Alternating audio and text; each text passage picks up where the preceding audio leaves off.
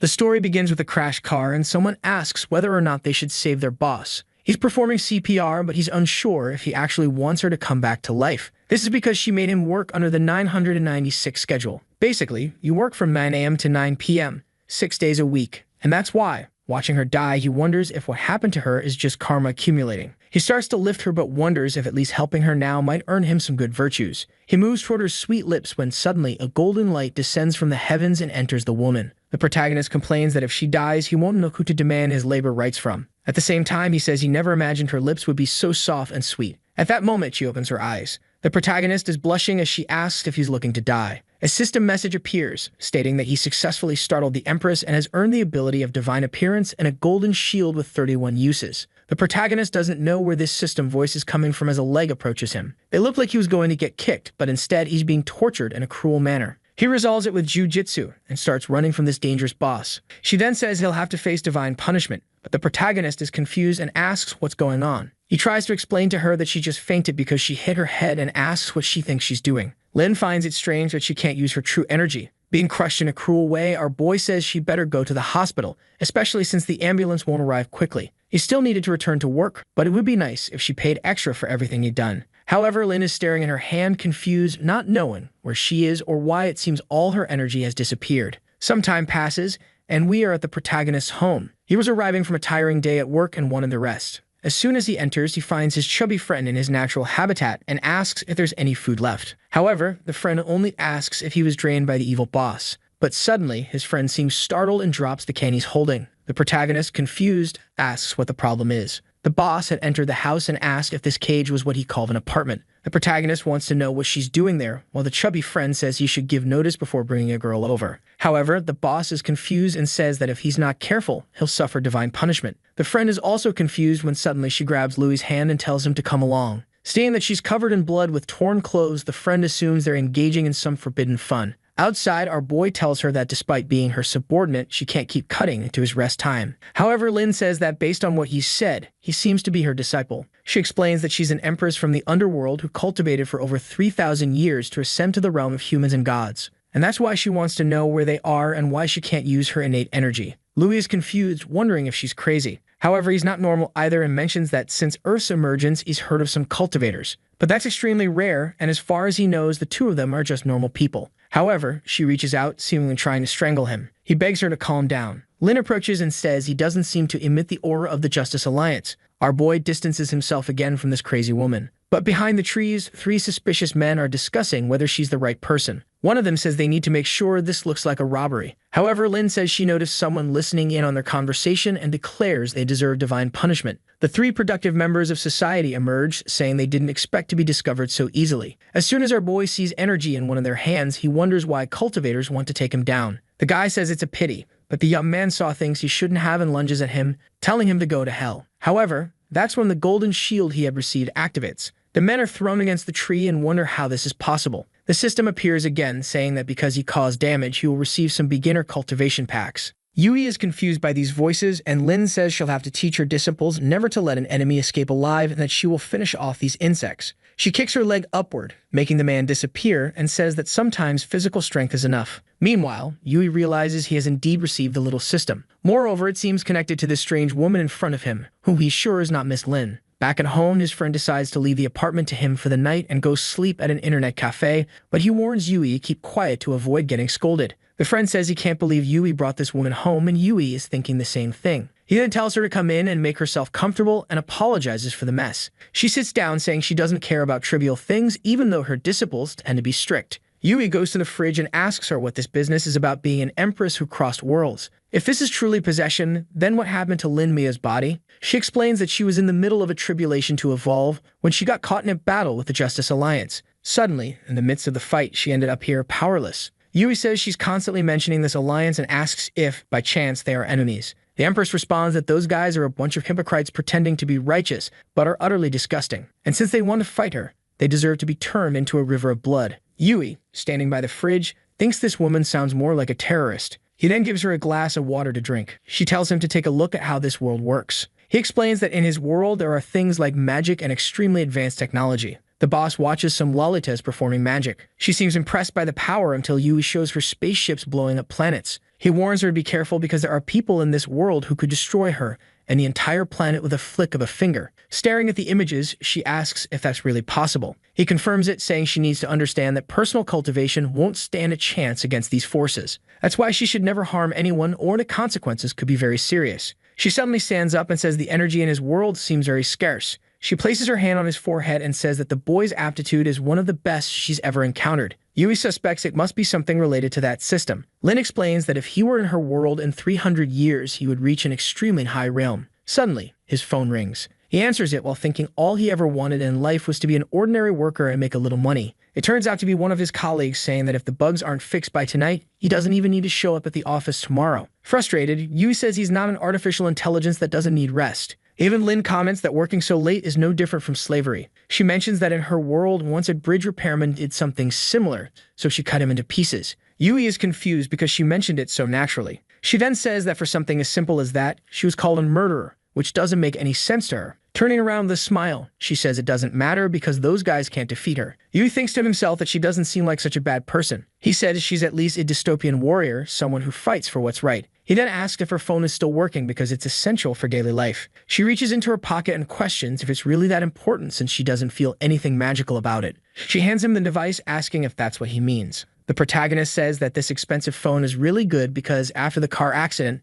it's still intact. He then grabs her wrist, saying that now he'll show her how to use it. He takes her fingerprint, touches the screen, and explains that this is how you unlock a phone. However, Lin turns red, calling him a pervert who needs to be punished. In the next scene, a delivery arrives for him. The boss asks why the air smells so spicy. He invites her to eat some meat with him, and she watches curiously. She puts a piece in her mouth, gets startled, and says it's much less dangerous than she imagined. She comments that the meat feels like a dragon's breath. She asks if people really eat something like this, and he asks if they don't have anything similar in her world.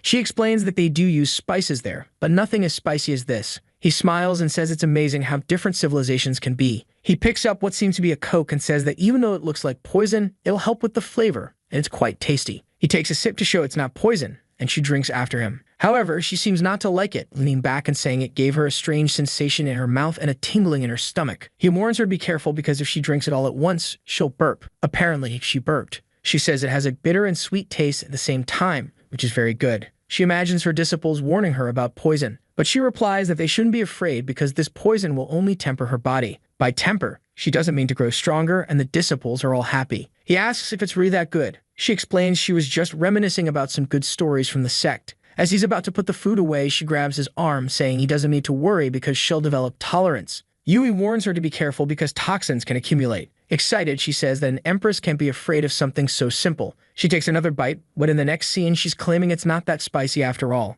A while later, in her peculiar way, she asks what his favorite drink is. Meanwhile, he's telling her to stop being stubborn. His phone rings again and he answers it. Obviously, it's another scolding from his boss, asking why he hasn't fixed the bugs yet. The boss warns that if it's not done by tomorrow morning, he might as well never return. But Yui is confident since this guy answers to Miss Lin. He looks over and sees her. Even though the soul isn't the same, the body is. The scene shifts to the next day. Yui explains how everything works in the world. She responds that she already understands the elevator is a kind of staircase that moves on its own. The protagonist praises her and reminds her that everyone will call her Boss Lin. She assures him she understands and tells him not to worry. However, as the elevator doors open, a blonde guy walks in complaining that Xiao Kiki is so cruel. He approaches her and says he heard about the accident but is glad to see she's doing so well. He offers her the special breakfast he made just for her. At that moment, she turns to Yui and asks who this person is. He explains it's a guy named Gu Shonam, her former suitor. He's the son of the building's owner, and everyone thinks he's an idiot. The blonde guy turns to Yui and tells him that next time he'd better leave her alone in the elevator since someone as smelly as him shouldn't be near her. But he's completely ignored as Yui suggests they hurry to the office.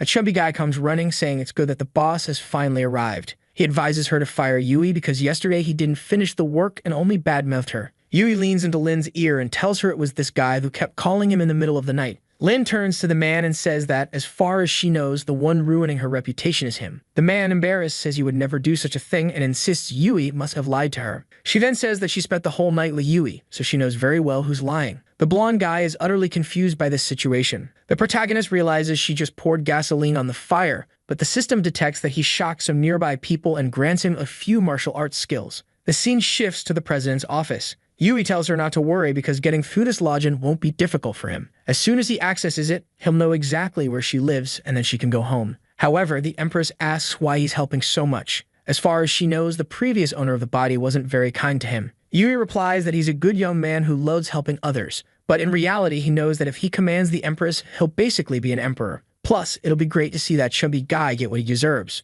And finally, he can't abandon her to die after what happened yesterday. She remembers being attacked and asks what this business about dying is. But Yui completely ignores her and says the food the blonde guy brought is really good. He brings over the dish and asks if she wants some more. However, she remembers yesterday's spicy food and says that red dish must be too fiery. She rolls to the side, refusing to eat it. Sometime later, they leave the room and the chubby guy is holding 3 buckets, asking if he hasn't been punished enough. But she responds that he should already be happy to be alive. If he complains one more time, he'll earn 10 more hours on the clock. Shannon then approaches and asks why Yui was in her office. He warns her to be careful because that guy is poor, unrefined, and stinky. The Empress glares at him. Shannon apologizes, wondering why she's giving him that look. Yui then thanks her, saying that breakfast was delicious. He walks away with the boss, saying they have private matters to handle. Shannon obviously wants to know what those matters are. Yui remembers that he needs to shock people to earn system bonuses, while Shannon thinks Yui will have to pay for what he's doing. The scene shifts to a luxurious neighborhood at the Shanshu mansion. Yui compliments the Empress, saying she's getting the hang of using a phone. The door opens and she says adapting to the new world comes naturally to her.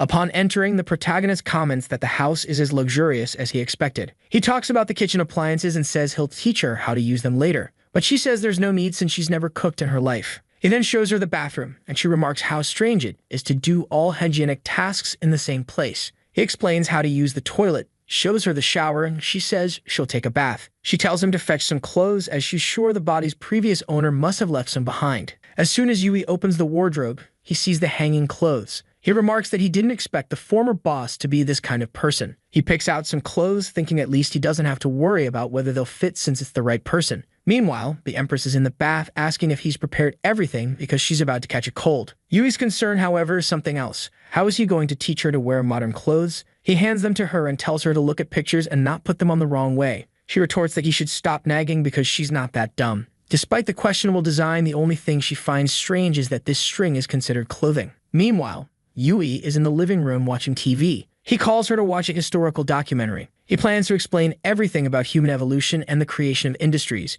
She sits beside him, saying she's curious. However, some time passes and she's already asleep. The protagonist gets annoyed that she claimed to be interested but didn't last 10 minutes. He goes to cover her with a blanket, but she seems to sense that something slashes at it. Seeing the blanket tear, he's confused, especially since she's still asleep. Slowly, he moves a sheet of paper closer to her, and she slashes at it again. He is shocked that she has such a sharp alert system even while sleeping. He decides to move farther away since it seems a bit dangerous while she's asleep. He sits down and starts checking out the items he received from the system. Then he begins practicing one of the fist techniques he obtained. The name Heavenly Fist of Dal sounded very pretentious. He assumes a few combat stances and feels as though his body is burning. His chest tightens and his heart feels like it's about to explode. She approaches him and says that if he continues at this pace, he'll eventually die. She doesn't know exactly what he's doing, but the better the technique, the riskier it is. Even though he has talent, his foundation is very weak, which just stresses her out. Essentially, he's too weak. The poor guy feels crushed. She says that now that she's had a little nap, she's full of energy. Yui was about to comment on her attacks when his phone rings.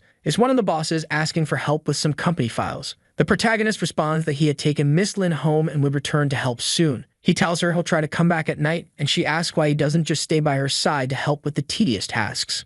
However, he says that with great power comes great responsibility, and he needs to ensure the company doesn't fall into chaos. He then heads to the door, saying there's no reason to make life harder when she's calm, but she tells him to stop and comes closer. He's about to ask why when she steps even closer. Yui asks if this isn't a little inappropriate. She flicks his forehead and tells him to forget it and leave. The poor guy is left confused. Before closing the door, though, he says he'll order some deliveries for her, but asks her not to scare people. She reflects that now, without innate energy, she can't transmit her consciousness anymore. The protagonist has worked all day and it's finally time to go home. The Saitama of the office calls him president and suggests to treat everyone to dinner. The boy asks what this president thing is all about. Saitama jokes that they all know he's close to President Lin. Yui tells them to stop exaggerating. He explains to everyone that she had a car accident and he just happened to be nearby and helped her. If he really had something going on with her, he wouldn't be stuck there doing overtime. Nearby, Xiaonan overhears everything. He thinks this explains it all. It was just a coincidence. There's no way a loser like him could get close to Miss Lin. Back at the mansion, we see the president when someone asks why the lights are off. The Empress turns with anger and says he'll have to face the consequences. However, the protagonist simply places food on the table and asks what's wrong. She freezes for a second before devouring everything, commenting that he should have brought it earlier. Shortly after, she's calmer and says that food without spice feels a bit bland. He tosses the leftovers in the trash, muttering that it's really hard to understand her. Lynn then shows him her phone and says this thing must have something against her. She tried to order food with 2 taps, so why doesn't it work for her? He sits down and takes a look, showing her that she needs to scan her face to make a payment. While she's fiddling with the phone, he cleans the table, explaining that this is how money transfers work in this world. While tidying up, he notices some sheets of paper with meditation techniques written on them. He asks Lynn if she can read that sort of thing, but the Empress reveals that she's the one who wrote it. He's shocked, and she remarks that of course she still knows how to use paper and a pen. The meditation technique integrates the body, energy, essence, and soul. It would help him grow strong enough to start learning some techniques. The boy feels embarrassed. He never imagined she'd go to such lengths for him. However, she winks and says there are conditions for him to accept her method. He has to practice the way she dictates. That's because natural talent alone isn't enough. He'll have 3 weeks to master the first chapter or he'll disappear because she doesn't keep lazy people around. Now he's trembling and awkwardly asks how long it usually takes disciples to master this. She says it's normally 4 weeks, but since he's talented, it won't be a problem for him. He starts reading a few pages about energy and pulse. It's about the circulation of energy rhythm returning to its true nature. Meanwhile, she wants a bite of something sweet and refreshing she's eating. She tells him he should eat first before practicing. But Yui is already spitting blue fire, saying he feels like his body has become lighter. The Empress is impressed that he mastered the first technique in just a few breaths. Even he's confused, asking if he really mastered it, but the Empress, now sitting on the counter, tells him that being able to gather energy proves he has. She tells him to breathe again and try to accumulate power. The boy looks like a vacuum, pulling in all the energy from the environment. Even she gets startled, asking what kind of monster he is. For impressing the Empress once again, he receives the instant step ability. He starts to think that every time he impresses her, her expectations will rise, making it harder and harder. As much as she was a good sheep, there's a limit to how much wool he can shear. She asks why he's laughing, and he replies that it's nothing. Then he asks if she has any other instructions because he wants to get back to practicing. She says yes and mentions they have a very important problem. He asks what it is, and she wants to know why there's no Coke in the house. The poor guy is confused. Later, he says teaching her to use delivery apps at this moment is dangerous, but she's already drinking her Coke, saying she feels amazing. As he's leaving, she says there's something else she needs to remind him of. He should be more cautious because she's seen countless prodigies fall due to arrogance. He must always remember that there are mountains beyond mountains. But in the middle of her lecture, she suddenly starts hiccuping uncontrollably. She covers her mouth and says this body is strangely fragile. He leaves, saying he warned her not to drink so quickly. She tells him to disappear or she'll finish him off. He responds that she should know that if she keeps drinking that, she'll get diabetes and cavities. The Empress asks if she shouldn't drink it and he slams the door, saying it's better not to. With that, she relaxes, saying she finally has a little peace. But from outside, he shouts, reminding her not to forget that his number is first on the contact list.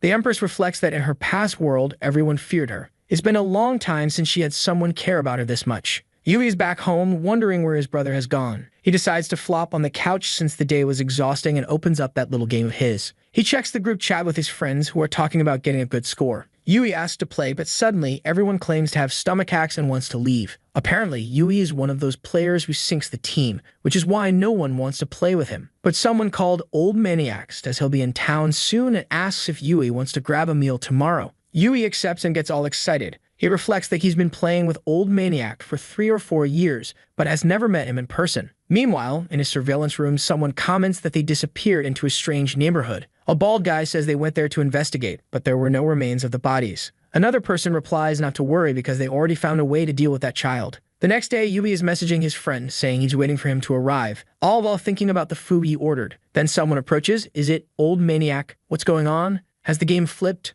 Are girls now pretending to be old men? Yui tells the young woman that the table is already reserved. He starts to think she works for the bar and comments on how competitive the beverage market has become. But then she smiles and says she is Old Maniac. She shows their chat history, startling Yui. Feeling awkward, he asks if she's sure, pointing out that her voice sounds very different. The girl explains that people think she's very gullible and easily tricked, which is why she prefers to pretend to be an old man online. She says the one who introduced her was someone named Ling Ji, her sister. Yui comments that now it makes sense why he sometimes heard a woman's voice on Old Maniac's microphone. Feeling awkward, she asks him to stop calling her that and says her name is Xiao Tu, and she'll be living in this city for a while. Later, by a lake, he asks if she isn't afraid of him since she came alone. She says he's overthinking because she feels safe, having trained since childhood. She's confident she could handle 3 or 5 guys on her own. Our boy says he understands, but he's still not used to the fact that his online friend turned out to be such a beautiful girl. She gets flustered, asking if he's talking about her, and starts lightly hitting a wall, telling him not to say such things without thinking. However, the girl is so strong that she causes the structure to collapse. She rushes to save him, and he thinks that dying like this wouldn't be so bad. And with that, she falls right on top of him. How many ribs broke? 1, 2, 3, 4, 5 of his ribs. She apologizes, explaining that she has a special physique with superhuman strength and dense bones. She never imagined that falling on him would cause so much damage. Our boy prepares a technique and tells her to calm down, assuring her he can handle it. He reflects that it's a good thing he practiced those techniques, or he would have definitely died. Then her phone buzzes with a message, and she says her first request has finally arrived. She shows him an app called Xiaxiang and asks if he's familiar with it. He asks if it's the app where you can post missions for cultivators and warriors to duel over. After completing the mission, they earn the offered reward and accumulate hero points. She confirms and says her ultimate dream is to become the greatest heroine of all. She then shows him the mission, which is to take down someone who stole another man's girlfriend. She shows him the phone, and he says a bastard like that deserves to die. But then she asks why the target looks so much like him. Without hesitation, she almost slashes his head off. He dodges and tells her to calm down, insisting he'd never do something like that. But she ignores him and says since it's her first mission, she can't fail, so he better stop dodging. She goes for a kick, but he sidesteps and asks why she's trying to kill her friend like this. Motivated, she just tells him to stop dodging and turn into the hero points she needs. He dodges again, and she seems puzzled by how he's always avoiding her attacks. The protagonist thinks that in his life, no woman ever comes easy, but since she wants to do things this way, he won't hold back. He uses instant step to appear behind her and prepares to use the Dao fist, almost blowing her away. She realizes she made a mistake trying to kill this guy. With that, she gets scared, and he earns the soul shock technique. This ability stuns the opponent, making them obey him for a while. Xiao Tu says her grandfather always told her that China has many hidden dragons, and now she sees there's no way she can defeat him. Yui tries to comfort her, saying not to worry because he's also been training since childhood. He says he only won because he caught her off guard, but she says she doesn't believe that, pointing out that the way he dodged her attacks was strange. She says she'll need to check him out, and he asks what she means by that. She starts poking his body, saying that if he's been training since childhood,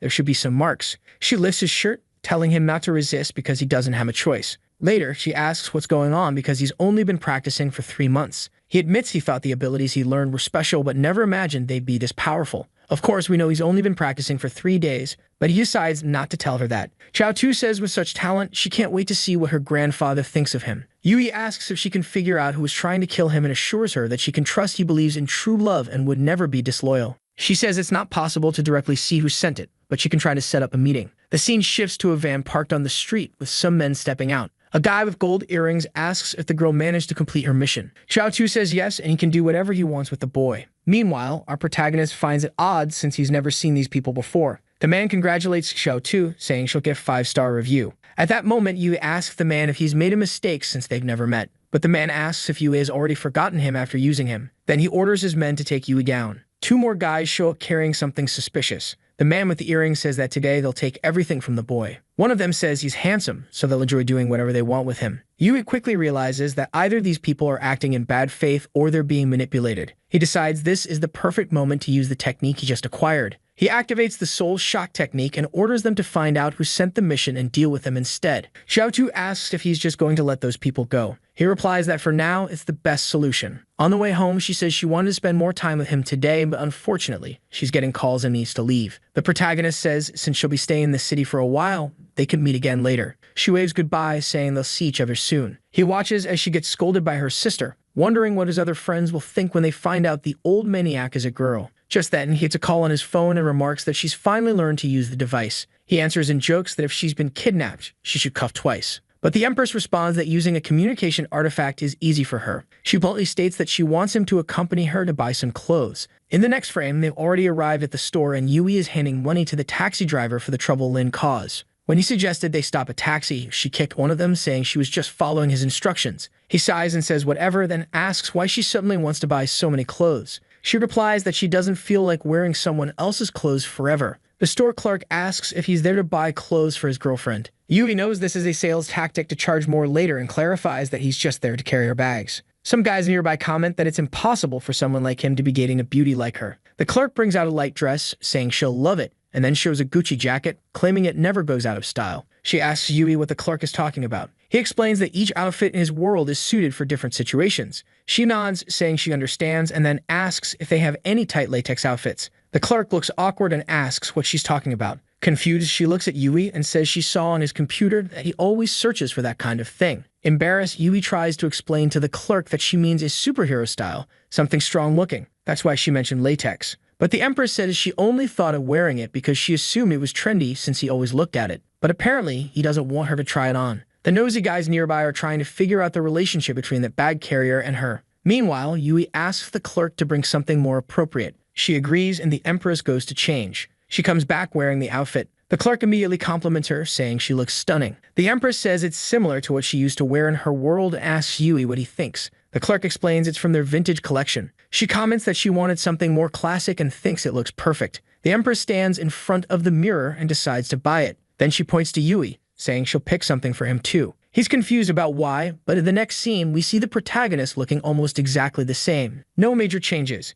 However, the Empress, who seems to grow more confident by the minute, tells Yui that he looks quite stylish. He asks why she insisted on buying something for him too. She explains that the Lin family sent a message about a banquet in a few days. She makes the payment and says she thought it would be a good opportunity to learn more about this world. That's why she invited him to accompany her here. But then the cashier says her account doesn't have enough balance. Yui finds this odd considering the Lin family account should have unlimited funds. He then offers to pay for it himself. He knows he'll need to live frugally for 2 months, but he feels it's worth it. Except the total came to 38,000 and the boy is devastated. Later, she's trying another drink and comments that it's bland compared to Coke. Yui tells her he checked her account and noticed a large transfer to a public account. To resolve it, they could contact manager Zheng, but she says she's not particularly worried about money. He explains that money is quite valuable and questions if she truly doesn't care. She replies that if he's so concerned from now on, he'll manage her money. He's confused and asks how he's supposed to make his own money. That's when she says that all the money she has will also be his. He's immediately overjoyed considering her wealth, but realizes this means he'll belong to her from this moment on and can never escape. Blushing, he says he understands but adds that there are still a few things to clarify.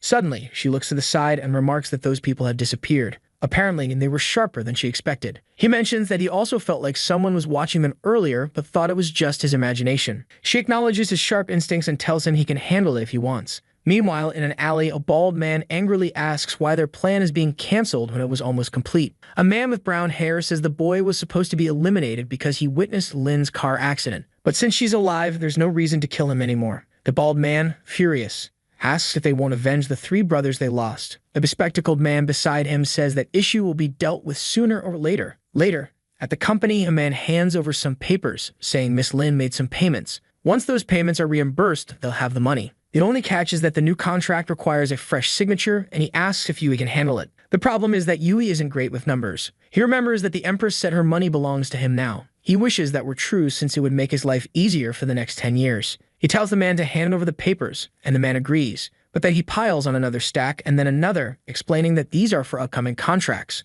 The chubby man offers to help, commenting that there are indeed a lot of them, but Yui doesn't want to be tricked and decides it's better to handle it himself. He asks if he just needs to compare the orders in the system. The man confirms and leaves, saying to call if he needs help. Outside, Shannon asks how it went. The man responds that Yui doesn't trust him. The two laugh oddly, saying that's perfect. If the chubby guy had handled the files, he could have been blamed for any errors. But now that Yui is doing everything alone, he'll be the only one held accountable, especially since he doesn't realize the lists on his desk are all wrong. Obviously, it'll take him forever, and he'll still mess everything up. Shannon praises the man, saying he did a great job turning the tables. The chubby guy comments that since the company is going through a tough time, if Yui makes mistakes, he'll definitely be fired. Even if the president wants to keep him around, they can convene a shareholder meeting and he'll inevitably be expelled. The blonde man says that as soon as they release the explicit video they recorded of Yui, he'll be ruined. But then the secretary appears, saying there's a group of people who want to talk to him. The men from the alley arrive, holding something dangerous in their hands. The secretary asks if he knows them. He says yes, so there's no need to worry, and he tells her not to interfere or call the police no matter what happens. She reassures him that she'll keep the secret. Shannon approaches the men and tells them to talk upstairs. Meanwhile, the secretary wonders what they're planning. As soon as the door closes, she hears a lot of strange noises. Shannon is shouting, saying that it won't fit in this space. The secretary thinks he might be in danger, but remembers he told her not to interrupt. Suddenly, a moan is heard from the room, and she comments to herself that the rich really know how to have fun. Back to Yui, the poor guy is exhausted. Nothing is adding up, and the system's data seems wrong. He decides to recalculate, convinced this time it'll work. Just then, his phone rings. It's the Empress, scolding him and demanding to know why he hasn't come home yet with food. Feeling awkward, he asks why she didn't just order delivery since it'll take him a while. But she warns him he has 1 minute to be at the door or he'll get a beating. The scene shifts to a restaurant. The Empress comments that the food in this world isn't bad at all. Yui asks if she wants to try some pork intestine noodles. She immediately refuses, so he questions why she hasn't mastered the delivery app yet, or maybe she has and just wanted to eat with him. Out of nowhere, she chokes but quickly changes her expression, claiming there were too many options on the app so she couldn't decide. He says he understands, and she sits down asking how work was today. He explains that he was reviewing some financial papers, but nothing was working out. She suggests it might have been a lack of focus, but he insists manager Zhang must have messed something up. He smiles and says they should eat first since the food is delicious. Suddenly, a bald man at a nearby table shouts that he's sure this isn't pork intestine. Yui is startled, wondering why the man didn't mention this earlier. The Empress looks confused. Yui watches as the restaurant manager approaches and asks the bald man why he's shouting. The man insists that this clearly isn't intestine. The manager tells him to stop defaming the restaurant without evidence. The Empress asks Yui where he's going as the bald man threatens to shut the place down. That's when Yui steps in, places a hand on the man's shoulder, and asks the manager if the bald man's claim is true. He picks up the troublemaker and warns that he'll need compensation for spending his money there. The manager denies any wrongdoing, but Yui, trying to get a confession, says the food tasted odd and threatens to beat the man if he doesn't come clean. Finally, the cook admits that the intestines are made from fermented beans. Naturally, everyone demands their money back. When Yui sits back down, the Empress remarks that in her kingdom, the manager would face divine punishment. But she finishes her meal and says at least her order tasted good, so they'll let it slide. The protagonist pieces things together, realizing that Zhang might be substituting genuine products with something cheap to deceive him. The next day, Yui is back at the office. Zhang approaches and asks if he finished the documents. Yui replies that he has and already sent them to the investors. Suddenly, Zhang exclaims that this is terrible news. He apologizes, claiming he made a mistake. He forgot to update the supplier list and used old pricing. He shouts for everyone to hear that if Yui signed and sent those documents, the company will lose millions. Some other employees join in, saying this will impact the entire company. Shonen shows up, asking what mistake Yui made this time. However, it seems Shonen had a rough night. He's visibly in pain, clutching his lower back. Zhang asks if he's okay. Our boy just smiles, saying he's curious about all this commotion. Shonen then says that because of Yui's mistake, no one in the company will get their bonus this month. The rest of the employees get angry, saying they were counting on that bonus. The blonde man says that since Yui is now the president's representative, he'll have to explain this to everyone. Yui then reveals that all the contracts had been sent with the correct prices, so there's nothing to worry about. Shonen looks confused by this no-problem claim. Yui shares the numbers, telling them to take a look. When Zhang checks, he confirms that the numbers are indeed correct. Yui then points out that Zhang's mistake almost cost everyone their bonus, so it's only fair that he provides an explanation. Embarrassed, Zhang admits he made a big mistake, but thanks to Brother Liu, the company avoided a major loss. Shaman interjects, saying that although Zhang made an error, no real harm was done. That's when Yui stands up and says Master Shonen doesn't seem to be feeling too well. He places a hand on Shonen's shoulder, shoves him into a chair, and tells him to sit for a moment. Yui adds that he's more curious about why all the company's money is in Shonen's account. The employees shout, saying now it makes sense why their bonuses have been disappearing. Shonen tries to lie, claiming he has no idea where the money went and that he wouldn't even invest in this company if it weren't for President Lin. But Yui just tells him to stop lying. Cornered, Shonen admits he remembers now. It was Zhang who transferred money from his account because he needed it. He insists they just need to talk to Zhang to get the money back. Yui remarks that it's great to see his friend Shonen repenting for his mistakes and exposing the cowards, but Shonen, seething with rage, mutters that he wants to kill this damn guy. Meanwhile, the employees grab their keyboards.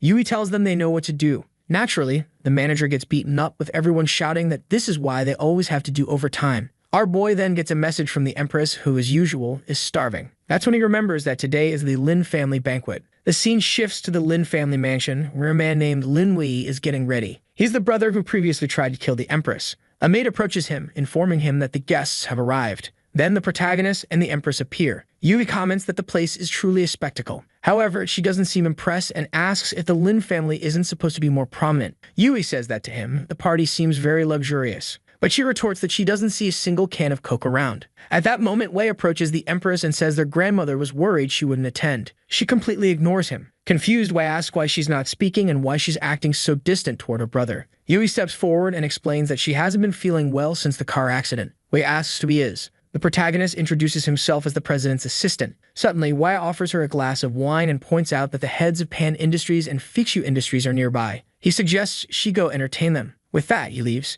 The Empress asks Yui who that man is. He explains that in theory, he's supposed to be her brother, but he's not entirely sure. What he does know is that this guy is under 30 and already the head of the Lin family. The company she owns is just one branch of the family's holdings. The Empress says the place is boring and has an atmosphere she doesn't like. She then looks at the glass of wine and comments that at least it looks good. Before Yui can stop her, she drinks it all. Immediately, she asks if that was alcohol and why it's so strong. Yui explains that modern distillation techniques have improved a lot, so the alcohol is much stronger. She looks a bit disheartened, wishing for a Coke. Yui notices a blonde passing by with a tray and asks if there's any Coke around. She says no because high-end VIPs only drink this kind of cocktail. The two laugh, wondering what kind of bumpkin would want Coke at an event like this. One of them says not to say that. He might be someone important if he's attending this event. But the other replies that it's impossible, and he's probably just a kid Miss Lin brought along. After all, she's already heard rumors that Lin Maok is expected to marry someone from the Pan family at this banquet. Now Yui understands why the Empress was invited to this. He notices that in the meantime she's been called to a table. A man with purple hair says that the higher a woman climbs, the less she's worth. Another man sitting across from him says that's a harsh thing to say and suggests he drink instead. But the purple-haired man asks if he's wrong, saying a woman should focus on staying beautiful and finding a good husband. The other man asks if he has someone in mind. He replies that he's not very interested after seeing his father's 12th wife run off with his money. However, he mentions that his father is still strong, only 60 years old and ready to have more kids. He tells the Empress that he's always advised his father that low-class women aren't worth it. But someone like her from the Lin family must have blood good for something. He places a hand on her shoulder and asks what she thinks of his offer. Meanwhile, Yui is worried since he knows everyone at this event is influential in the city. But seeing Lin angry, he decides he doesn't care about that. He grabs the idiot's arm and twists it. The man, panicking, asks if Yui knows who he is and demands to be let go. While Lin wonders what he's doing, Yui seizes the chance to shock everyone. The man breaks free and asks who Yui is and if he's lost his mind. Our boy introduces himself as Miss Lin's assistant and says he's doing the man a favor. But the man points at Yui and says if he doesn't explain himself properly, he'll have serious problems. Yui makes up a story about being a doctor and claims the man's wrist nerves were damaged. The man isn't that gullible, though, and asks if that's how Yui plans to play it. He calls over his bodyguard and tells him to take care of this. He also tells everyone to watch and see what happens when someone messes with the Pan family. Yui tells him to stop stalling and come in already. The bodyguard charges at him, promising Yui will regret his words soon enough. But Yui easily dodges the first punch. He remarks that while the man's boxing skills aren't refined, they're enough to deal with someone like this. With a punch to the face, the man goes down. Meanwhile, the Pan family man says the bodyguard was a level 3 cultivator. The people at the table murmur that someone that strong would stand out anywhere in Jiang City. So who exactly is this kid? With everyone shocked, Yui activates the system and receives a rejuvenation medicine. Then an elder from the Lin family shows up and asks Yui what's going on. Yui explains about the bodyguard fight, and the elder mutters that Maok must be losing her mind. The Pan family man asks if this is how they treat their guests. The elder, visibly flustered, apologizes and promises they'll handle it. But the Pan family man simply says to forget about any alliance through marriage. Strangely, the Empress tells Yui she thinks he'll benefit from all this. Yui, startled, wonders if she knows about the system. Feeling awkward, he says he only did it because he doesn't like sexist comments. But the Empress isn't easily fooled and says she's certain there's more to it. Suddenly, the elder points at her and demands an explanation, accusing her of disrespecting the family. He claims they never cared about her lowly origins, raised her with difficulty, and gave her everything. So why is she repaying them like this? Lin turns to Yui and asks who this man is. Yui replies that he has no idea. He's probably just some random elder from the family. The man continues shouting, saying that the family is prominent but has been humiliated because of her, and she better apologize to the young master of the Pan family. Yui tells her to stay calm and that he'll handle it, but she ignores him and asks the uncle if they really consider themselves noble and elegant. Because to her, they're just people without virtue who only care about appearances. From the conversation she overheard, she had already figured out they only cared about superficial fame and contributed nothing of real value. She continues her tirade, leaving the uncle speechless, but she asks if she said anything untrue. She adds that if they're waiting for her to apologize, they should save that request for her coffin. The humiliation is so great that the poor man collapses, hitting his head on the floor. The uncle gets up and says she must be losing her mind to say such things, but she simply states that if they'll excuse her, she's leaving. However, the uncle warns that everything given to her will be taken away, and she'll be expelled from the family. At that moment, another man nearby interjects, asking them to wait. He introduces himself to Yui, and asks if he can get to know him better. Approaching Yui, he says he has remarkable skills and wants to know who his master is. The protagonist replies that the martial world is complex and diverse, and it's not convenient to delve into the details of his life. But then Wee steps in and tells the guests that having the support of a martial group like them would be excellent. He asks Yu to explain himself, who only says it's not that he doesn't want to. It's just that technically he's never had a formal master. The best he can say is that he receives some guidance from a few notable figures. Lin Wei calms everyone down, saying today isn't the time to discuss business. He just wants to know about Yui's relationship with Lin Mayok. He explains that until now he's only ever seen her with one other person, but seeing her accompanied by such a talented young man reassures him as her brother. The men nearby mock Lin Wei, saying earlier he was ready to marry her off to anyone just to form alliances. The Empress says she's tired of all this chatter and that it's time to leave. They head out while Wei waves them off, saying he won't interfere any further. Suddenly, a waitress approaches, saying someone's phone is ringing. But Miyoka notices something, points to the waitress, and tells her to come closer. She orders her to buy 5 cases of Coke, not just for her home, but for all the Lin family residences. Her brother looks confused, trying to figure out what she's doing. Miyoka tells him to ask the waitress why she was whispering about the guests. Yui remembers it was the same waitress who called him poor earlier. To avoid losing his sister's favor, Wei immediately orders the waitress to fetch all the Coke, even if she has to go on foot. Later, they're at a street food stall and Yui comments that there's nothing like a late-night snack. Holding her Coke, Mei-aok says it would be even better if it were cold. Yui offers her a beer, saying it pairs perfectly with the food here. She asks what it is, and he explains that it's an alcoholic beverage with different flavors.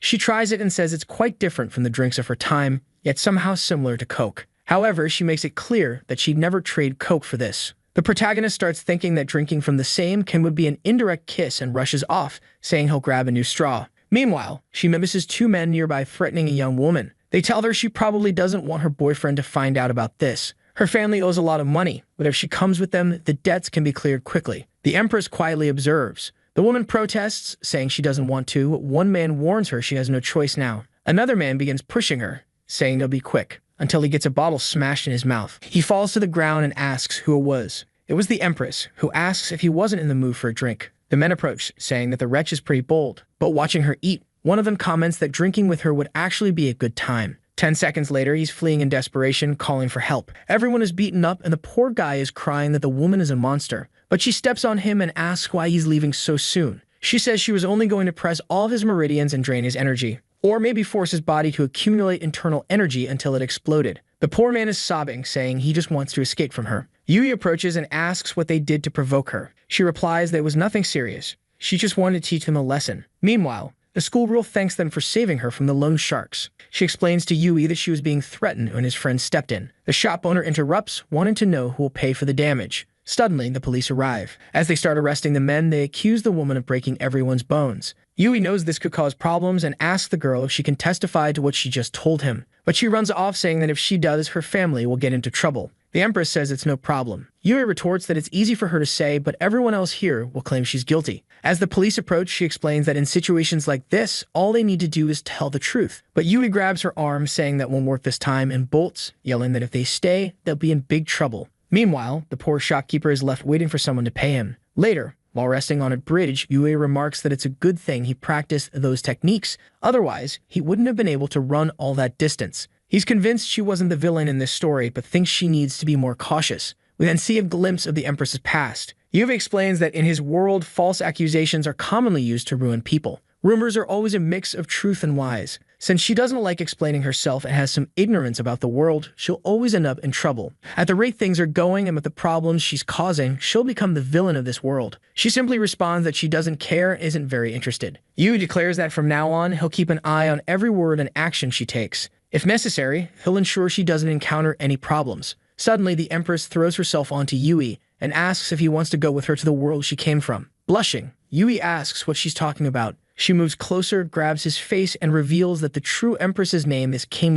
In the next scene, they're entering Yui's house. He notices something blonde on the couch and wonders who it is. But as he gets closer, he's startled to find his friend left an inflatable doll on the sofa. He tells her to wait a moment while he cleans up the space. Later, she sits down and he asks about calling her Kim. The Empress explains that within her body, there's another soul connected to hers. So the body of Lin Meo contains the Empress's soul, but the Empress's soul is also linked to another one. Apparently, at this moment, that connected soul has taken over Kim Yang's place. She explains that because Lin drank alcohol, the connected soul was able to assume control. She grabs his face and says that if he can help Kim Yang, she'll owe him forever. She offers to pass all the knowledge she has on to him. Unlike the knave witch that is the Empress, she claims to possess immense knowledge. Yui is still confused, trying to figure out where this lunatic is heading with this. He asks how he can help her. She says she needs help removing the seal on her shoulder. Grabbing his arm, she tells him she'll teach him the technique to remove it, or at least lessen its effects. Our boy says it's fine. He'll try to help, but she doesn't need to worry about paying him back in any way. He asks if all he needs to do is strike the seal with energy, and she says yes.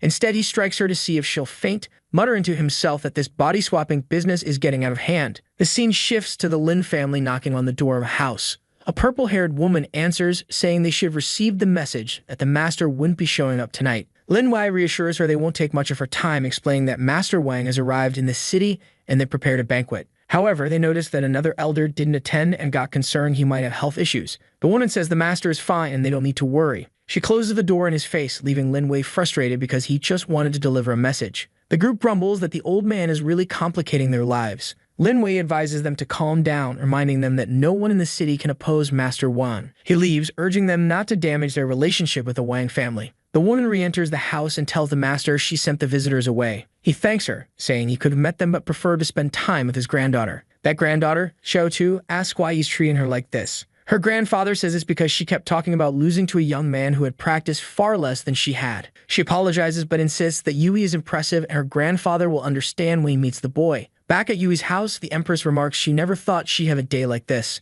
Yui says it's thanks to modern alcohol. She notices a bruise on her forehead and asks what happened. He dodges the question, saying she must have accidentally hit her head somewhere. He hands her something to drink, joking that he didn't expect her to have such a low tolerance. She explains it's because she's experienced few things in this mortal body. As she goes to drink, Yui asks about the two personalities and the person named King Ming. The Empress spits out the drink and asks if he really met King Ming. Yui says yes and explains that the woman introduced herself as a spirit trapped in her body, seeking help to escape. The Empress confirms it's true. King Ming is a spirit she imprisoned in an artifact to continue strengthening it. Yui asks if she's serious and wonders how someone steals another person's spirit. The Empress explains it involves peeling the person's skin while they're still alive, extracting spinal fluid and using endless torture to separate the soul from the body and seal it in an artifact. She then asks Yui if he regrets saving the wrong person. He relaxes and says no, he made the right choice. At least by helping her, he knows what she wants. But with King Ming, he has no clue what her intentions are. The Empress says he made a wise decision because if King Ming had awakened, she would have killed him.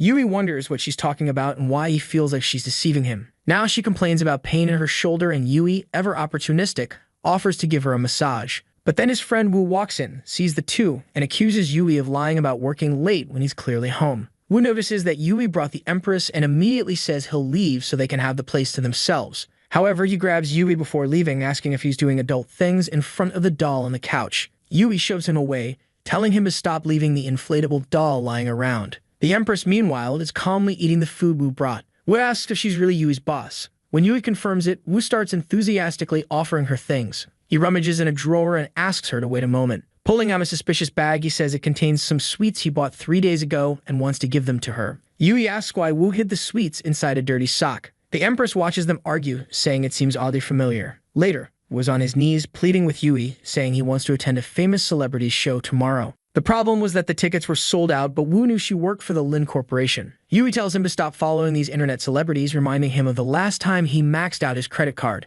But Wu replies that Yui will never understand what true love is. He claims he supports her without expecting anything in return. Yui only responds that he knows his friend too well. Wu then shows a picture of the artist and promises not to worry. He'll make sure Wu gets a ticket. Sometime later, the Empress is writing some talismans. Wu asks if she's crazy, and Yui casually explains that she went to the Longhu Mountains and enjoys doing this. Miok hands him one and tells him to inject true energy into it. But Yui, being cautious, wants to know what it does first. She explains that it's something simple to help him gather more energy. Since he's about to advance, it could be very useful. He asks if the heavens will punish him for using it, and she replies that he's far from being important enough to attract that kind of attention. She then stands up and says she'll also cultivate as she can't afford to waste time. Yui thinks this is the perfect chance to go see internet celebrity with his friend. The next day, the event is happening. Dong from work, the obvious scapegoat, was the one who got the tickets for Yui. He hands them over and leaves, telling Yui to have fun. Wu thanks him, calling him a true brother. At the venue, Yui asks what the event is about. Wu explains that it's to promote urban harmony for a day, but he quickly adds that the actual event doesn't matter. What matters is what's on stage. The celebrity thanks everyone for supporting her so much. Wu asks Yui if she isn't the cutest thing he's ever seen. Yui agrees but adds that a woman shouldn't rely solely on her looks. The girl overhears this and doesn't seem pleased. Then another man comes on stage and she says they must support all vendors and build a better city together. She takes off her sandal and walks for the man as if planning something sinister, saying that those who don't listen to advice deserve punishment. Wu, naturally, starts yelling that he wants to be punished too. The man on the ground seems to be enjoying himself, and Yui remarks that something about this is off. Suddenly, the man bites her foot, and the girl asks if he's not an actor. Yui flings Wu forward, saying he'll help him. The man continues devouring her foot until Wu crashes into him, telling him to back off. The two men exchange glares for a second before they both get punched in the face. The crowd rushes forward, yelling not to touch Yan Yan. But Yan Yan ignores everyone and approaches Yui, thanking him for helping in time. Emotional, she says that if it weren't for him, she doesn't know what would have happened. Wu, already smitten, murmurs that her charm is hard to resist.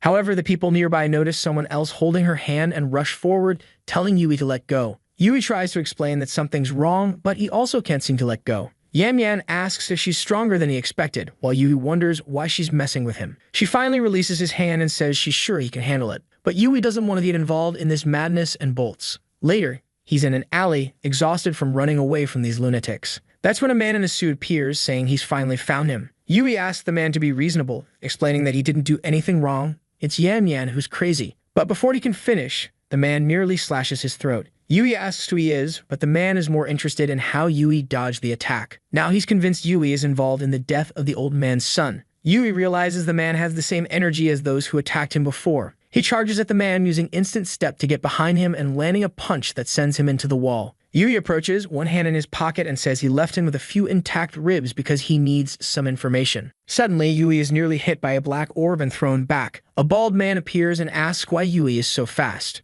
Two others show up behind him, saying it's better to eliminate them together and split the reward later. Yui isn't sure he can handle 3 opponents at once. Just then, Wu shows up, saying he's finally found him and thanks him for throwing him onto Yan Yan. But then Wu notices all the men surrounding them and asks if he arrived at the wrong time. The bald man replies, "No, you came at the perfect time." Wu is almost crushed, screaming for help and asking what's going on. Yui lands a hit on the bald man but knows things just got harder since he now has to protect someone else. He tells Wu to run toward him, but 2 more men appear, declaring no one will leave alive. Suddenly, a cloud of smoke fills the air. In the confusion, one of the men accidentally knees his ally. He apologizes and the other tells him to be careful. Looking around, they can't find where Yui and Wu went. Yan Yan suddenly appears and rescues Yui. A while later, they're all exhausted and Yan Yan says this spot is safe enough. She explains that those men are from the Martial Legion but wouldn't dare to pursue them here. Wu is sprawled on the ground, muttering that he can't believe he was saved by his goddess. Yui introduces himself to Yan Yan and says he owes her a favor. But she simply asks him not to tell anyone about this because she doesn't want to gain a reputation. Wu, now smitten, wonders how he ever thought for a moment she might be a demon. Suddenly, Yan Yan changes her expression and asks if he can hear it. Yui asks, "Hear what?" She says,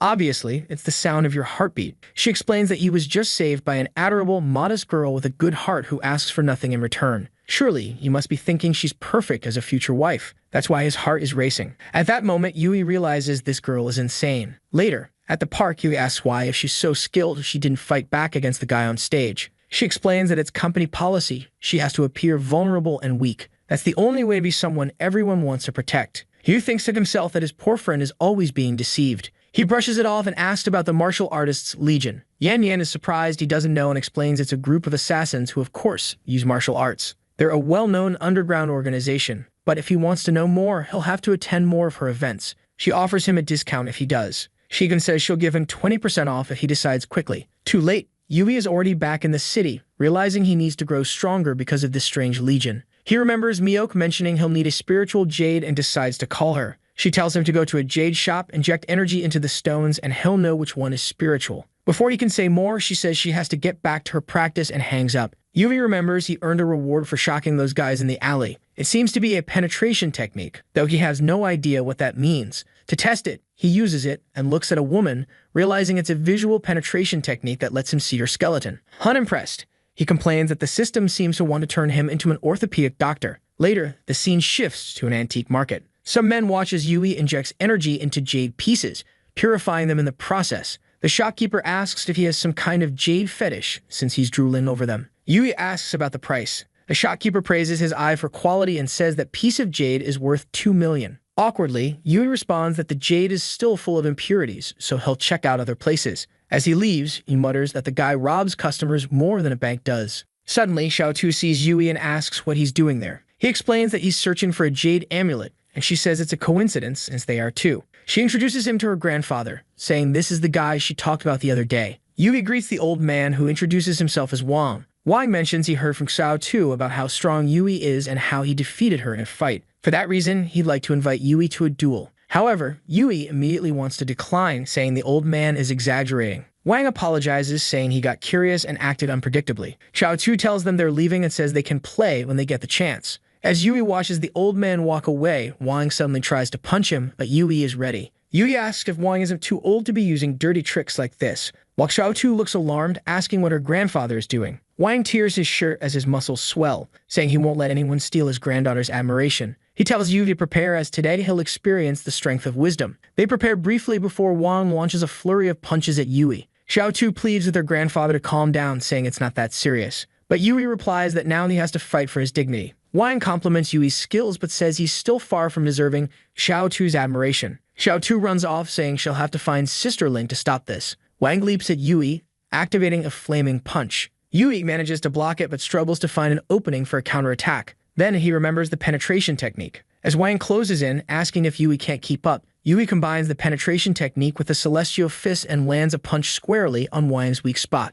The combination of techniques works better than Yui expected, and the system congratulates him, unlocking the penetration fist. Yui charges at Wang, saying it's time for a counterattack. Wang grins, saying they'll settle this with a punch. Yui notices that Wang's weak spot is on his shoulder, but unfortunately, Wang dodges. Wang mocks him, asking if he's running out of energy. Wang lands a solid hit on Yui's stomach, making him cough up blood and collapse. Wang dusts off his hands, saying Yui needs more practice. Time passes and Yui wakes up wondering what happened. Suddenly, a figure in peculiar clothing approaches. It's the Empress. She remarks that she never imagined he likes sleeping on the streets. Yui, embarrassed, gets up and asks why she's there. She explains she heard about something being refined in the furnace and wanted to check it out. She crouches dangerously close to Yui and starts unbuttoning his shirt. She says she's just checking for internal injuries and concludes he's fine. Standing up, she advises him to learn the lesson that not every enemy can be defeated. That's why he needs to choose his battles more wisely. Yui tries to explain that he had no choice since the old man attacked him first. He recalls noticing an injury on Wang's shoulder during the fight and thinking about targeting it. However, he decided to miss on purpose because injuring the old man too severely could ruin his reputation. He notices that she seems slightly concerned about him and asks if she's afraid of losing her disciple. She responds by telling him not to touch her with his dirty hands. Meanwhile, Wang is wondering where Yui went. He admits that the boy was stronger than he anticipated, especially that last punch, which felt dangerous. However, Wang is confident that his own abilities are superior and that he dodged Yui's attacks easily, or at least, that's what he thought. His shoulder is completely wrecked regardless. Suddenly, Xiao Tu appears with Sister Ling. Wang looks startled and Ling asks, "Where is the like of—" The scene shifts to the courtyard at Master Huang's house. Inside the room, the elder is taking care of Grandpa. Xiao Tu is asking Lin if Grandpa will be okay, while the doctor explains that he has stopped the flow of energy and removed the danger of death. However, this shoulder injury is from an old illness. The grandpa, all poked up, tells them not to worry. The old man isn't going to die. Meanwhile, Lin thanks the big guy who says he will take his leave, and another person there is already calling for him. I had forgotten that the proportions of that pink girl are peculiar, right? And she is there crying next to Grandpa, worried. However, he tells her to stop that, as he has to prepare for a ranked match. The girl is a bit confused, right? The guy is the king of Summoner's Rift. Ling Ren wants to know if the fight outside was good. Xiao Tu lies, saying it was just a little training for the old man to have fun. However, it's obvious she gets angry, saying the guy fainted during that. The old man tells her to calm down. Everyone already knows she is the one in charge of this family. However, she continues to be angry, saying she's getting older and will no longer be young. Grandpa says, "Oh, my girl, you're about to turn 30. You haven't been young for a long time." However, at that moment, a guy enters announcing that the Lin and Marin have come to visit. The woman is already sure that these guys are plotting something, and the old man tells her to take a look to see what's going on. If anything, just say he hurt his hand and doesn't want to see anyone. However, she knows these guys won't believe that, but still, he turns away. As she leaves the room, the guy behind informs that the young man from the footage was last seen at the stone market. Meanwhile, Xiao Tu, about to explode at any moment, says that he really is stubborn. Besides, it would be good for that boy to keep a low profile and not draw too much attention. Outside, some guys are talking, wanting to know if Master Wang's situation is serious. One of them complains that just when the collaboration was about to work, the old man pulls a stunt like this. The guy wants to join the Liu family, but the friend says it's still too early. Not to mention that the manager was just a really annoying woman and the hair was a girl. The one in the back wants to know, now that the Liu family is being suppressed because of Master Wang, what will happen? That Lin Wai, however, is thinking it's the perfect chance. The guy is about to die and soon someone will take over that leadership. It would be great to be alongside that person. However, the muscle-bound guy named Song Abio says he brought some pills for the master, and he calls the team, saying it would be good for them to visit Old Wang. Everyone is suspicious. Everyone knows this guide is from the rival faction. And at that moment, two guards appear and say that at this time, no one can enter the chief's courtyard. Abio gets irritated and tells the guys to get out of the way right now. Obviously, a fight is about to break out while everyone watches to see what will be left of the family. Abio advances, saying that if they are refusing the medicine he brought, it's because they want to see the old man dead, and he won't allow that. He tells the group to follow along and starts throwing punches at everyone. Just then, Ling Ren appears at the door carrying a fireball and throws it in the direction of the guys. They are impressed that she actually showed up, and she doesn't seem to want to make friends and wants to know if they are really there to cause trouble. Hey Pao is confused. This damn girl wasn't supposed to be that strong. He all friendly, Miss Ling then, right? I came to say that. However, she just ignores everything he had to say and walks past. Ling warns everyone to leave because the master is fine and doesn't want visitors. But then the big guy looks at himself, and the old man on the left asks what happened to old Wang. Rand makes up that he played all night, had tendinitis, and that's why he can't see anyone. However, the guy from the Pan family is sure it must be something worse than that. At that moment, the guy in the blue suit steps forward and says it's okay, he's just there to inform about something. Alin tells him to say it quickly, and he warns that, unfortunately, the Tian family is having some issues, and that's why their partnership has been cancelled. He asks them to understand while thinking there's no way he's going to be stuck with this dead old man. Ling just replies that it's fine and anyone else who wants to back out is welcome to do so. Obviously, the fake starts saying, "Oh, my business isn't going too well, right? We won't be able to support you." Alin just turns around and says it doesn't matter, she doesn't need their money anymore, and whatever they want can be returned. However, at the same time, she's wondering what the old man is thinking. But in the end, it's obvious each of these families has their interests, and at this moment they are not aligned. Meanwhile, the old man is telling Xiao Tu that those who depend on his family always show their true colors in times of difficulty. In the future, she will know whom to trust and who is just self-serving. All twisted, she compliments him, wanting to know if it's his grand plan, while he admits he was afraid of Ling. However, now that he's seen the situation unfold, he has a new plan. The problem is that Ling knows the old man's motives are genuine, and those bastards are just taking advantage. Abio, however, is off to the side thinking that the boss spent decades gathering information and now he will finally be able to test everything. Suddenly, he puts the ball in his mouth and man, it seems he liked it, saying the sensation was incredible. At that moment, he's eager to discover the truth about Boss Lu when, out of nowhere, the protagonist appears there with the Shadow Pass. The system already detects a crisis, activates the barrier, and the guy is pushed away. Our boy has no idea what's happening. He just showed up out of nowhere and the guy is on the ground. Suddenly, a voice says he finally arrived and everyone recognizes it as the master's fate. They know this is the ability of life energy transmission. Meanwhile, Ling wants to know if this is part of the old man's plan. Xiao Tu is already all messy calling for our boy, telling him to come in quickly. Meanwhile, the guys outside want to know why this guy is showing up there again. The scene then shifts to the city hospital where someone is snoring. The blonde kid informs that the uncle's condition was improving, so he's leaving. Lu Fi, however, his father, tells him to stay put and says that whoever did this to his daughter's face will pay dearly. At that moment, the guy in the blue suit appears saying that Abio sent a message saying Xiang Ping is fine. And the strangest thing is that it seems all the families were giving respect to a certain Lu Yuwei, whom no one knows. The father says it doesn't matter, he's never heard of him, while the blonde wants to know why again and it's that damn kid. The boss tells him to explain who this fool is. Meanwhile, Ling is telling our boy to come in. He comes in all smiles, telling them to wait a little because a friend of his is arriving. The buff guy, poor thing, falls to the ground all beaten up, saying nothing would stop him from serving Boss Lu. However, I don't know if it's a trick or a favor, but our dear boss arrives, stepping on the fool's head. Wow, she's grown, telling our boy that he deserves a divine punishment. The protagonist makes a Naruto run and takes off. All awkward, he asks if she wasn't in a hurry. King Niang, however, was standing there looking around, while Ling observes and realizes she can't sense this woman's presence. Indeed, the existence of Lu Yui was not as simple as it seemed. She tells everyone to come in now that his friend has arrived. Already in the room, Xiao Tu sees our boy's new friend and goes to greet her by serving some tea. Even the boss is impressed by how big this girl is. The girl was about to explode, really. The protagonist then asks how the old man feels. He sensed something was wrong in the fight. The old man says yes, he knows the boy held back in the attack to avoid hurting him, but you need to worry, he will recover. Xiao Tu feels relieved to know that the injury wasn't the protagonist's fault. Ling, however, says it doesn't matter. She should stop playing innocent while doing crap behind everyone's back. At this moment, the boss is looking at a picture on the wall and the old man tells that his family has a long martial tradition and military past. All the ancestors fought to defend the land, and over time the family gained quite a bit of influence. Ling says that this is true and that's why the other families are so interested in him, just because of that kind of influence. Now the protagonist is understanding why this old man has been doing all this. And Ling thinks that the old man connecting Xiao Tu with the boy was part of his plan too. All this to ensure that he wasn't one of the traitors interested only in destroying the family. She believes that the old man, right, made a great fourth-dimensional chess plan, but obviously, right, that doesn't make any sense. And the old man tells our boy that those guys are all wearing masks, while it's much easier to negotiate directly with him. But the protagonist finds all this very suspicious, while the master is already thinking that he will soon be able to control this young man. The old man benefits in the end, and the boy still thanks him. However, King Mian comments that to her, the protagonist seemed to be a target. Shotu doesn't understand. She says that it's fine that the old man had a lot of power, but that was a long time ago and his reputation is fading and everyone is jumping ship. And now he wanted to use the protagonist as a sort of shield. Yui and Ling are there somewhat confused. And the host is already thinking that maybe, really, this made a bit of sense. The protagonist realizes that if he were like a sort of barrier in front of the other family, right, he would reveal all the enemy's weaknesses.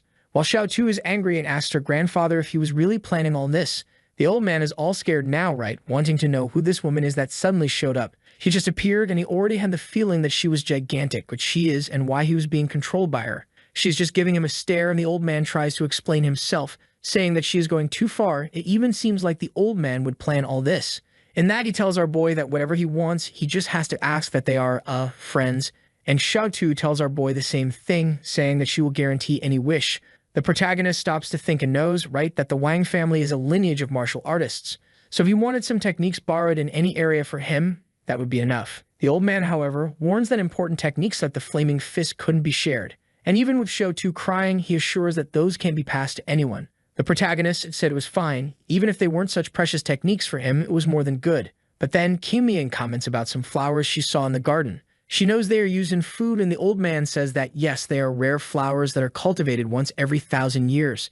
The seeds are very valuable, but he can plant them wherever he wants. The protagonist is somewhat confused while the old man makes the offer. Strangely, the Empress accepts right away and says that's fine then. The protagonist finds it strange because why is she going so far just for a plant that is used for cooking? But what can he do? The woman pressed the W and won't let go, walked away. He waves goodbye to the old man saying he's leaving. Ling criticizes the old man saying that he planned, and when he thought he won, he lost the techniques and also lost some seeds. Xiao Tu, on the other hand, says that the old man has to stop being so selfish.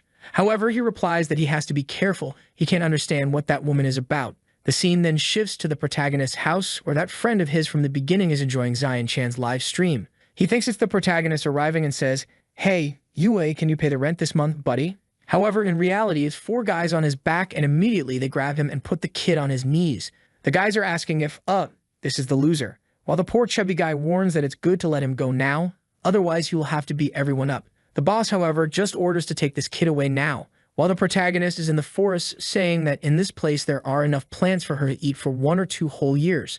But why does she want this so much? The boss says that she is silly to think she is really there just for the food and warns that those carob flowers, I had to translate because I have no idea what that is and still don't know, grew on trunks that were essential for creating pills to boost energy. So the protagonist realizes that the rascal mentioned the flowers, but in fact is there for the trunk, meaning, right, she pulled a fast one on the old man. The protagonist says he understood and asks if this is a way for her to regain the strength she once had. However, she reveals that she is unable to draw energy into her body at all. At this rate, the chances were minimal. And that's why this pill she is refining is actually for our boy. Her plan is to take our boy to that celestial realm. And all she asks is that when he gets strong enough, he also takes her back to her world. Lu Yui was all confused, right? How is he supposed to make her return to her world? None of this makes sense. But then he falls back, saying that sometimes he forgets that she really isn't from this world. She, however, stretches out her hand and asks how the story will work out without a protagonist.